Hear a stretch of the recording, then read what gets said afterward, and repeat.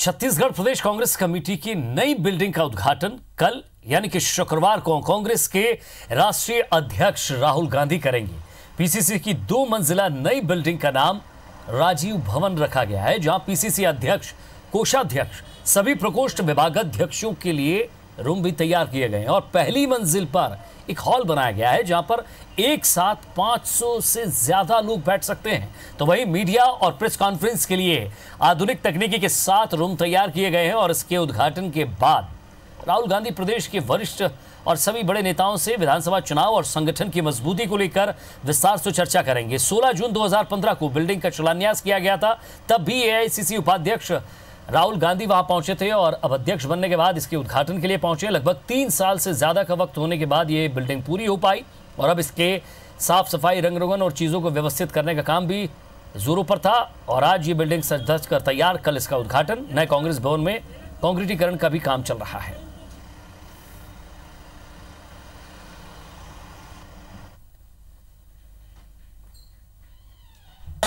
भवन में करीब टोटल मिला के 31-32 कमरे हैं।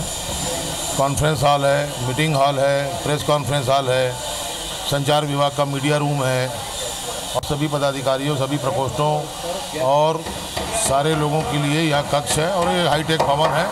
पूरे इसमें सारे संसाधन उपलब्ध हैं।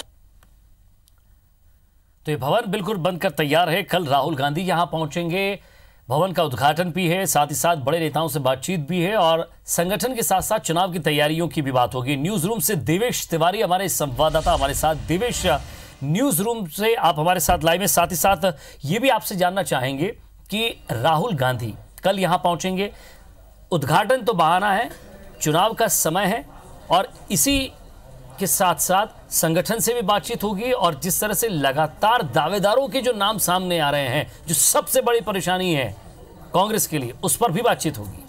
देखिए विजय, कल जब राहुल गांधी छत्तीसगढ़ प्रदेश कांग्रेस कमेटी के भवन का उद्घाटन करने पहुंचेंगे, तब सबसे प्रमुख कार्यक्रम तो भवन का उद्घाटन रखा गया है। वजह है कि कांग्रेस नहीं चाहती कि जिस कांग्रेस भवन से 3 बार वह चुनाव हार चुकी है, उसी कांग्रेस भवन से फिर से एक बार वह चुनाव लड़े। यही वजह है कि तमाम ईशान कोण, उत्तर कोण, जो वास्तु दोष की जो चीज़ें होती हैं, उन तमाम बातों को ध्यान में रखते हुए इस भवन को बनाया गया है और इसी भवन से कांग्रेस जो है चुनाव अभियान की शुरुआत करने जा रही है।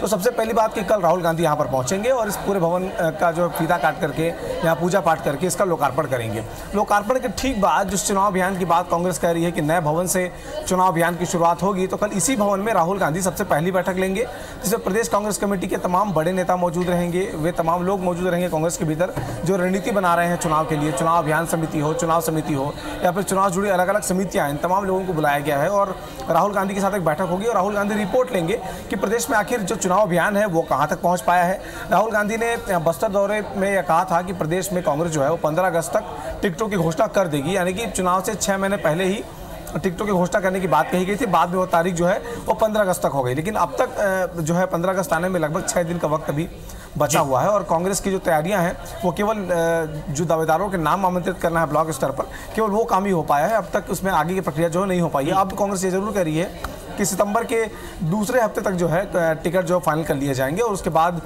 जो है टिकट वितरण को अंतिम स्वरूप चुनाव आते तक दे दिया जाएगा। तो राहुल गांधी स्वाभाविक सी बात है कि कांग्रेस ने भी कई तैयारियां यहाँ कर रखी होंगी और लगातार उसको लेकर कांग्रेस के बड़े नेता भी वहां कार्यालय पर पहुंच रहे हैं और कार्यालय बनकर तैयार है। कल उद्घाटन होगा, राहुल गांधी यहाँ पहुंचेंगे। बहुत बहुत शुक्रिया हमारे साथ जुड़ने के लिए और बातचीत